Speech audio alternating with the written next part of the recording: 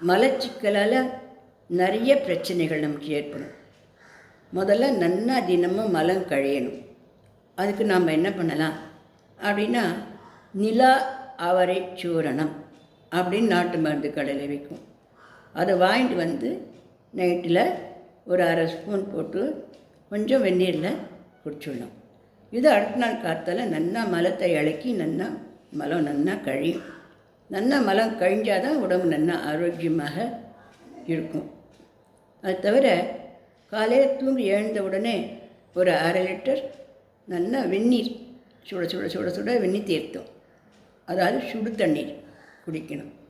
இது மலச்சிக்கலே வராமல் நமக்கு பார்த்துக்கும். பச்சை நிறத்தில் இருக்கிற காய்கறிகளை நிறைய சாப்பிடணும். இதுவும் நமக்கு மலச்சிக்கல் வராமல் நமக்கு தடுக்கும். ஒரு அரை கிலோமீட்டர் 1 கிலோமீட்டராவது தினமும் ஒரு 40 நிமிஷங்களாவது குறைஞ்சபட்சம் நடக்கணும். இதுவும் நமக்கு மலச்சிக்கல் பிரச்சனையை ஈஸியாக தீர்க்கும்.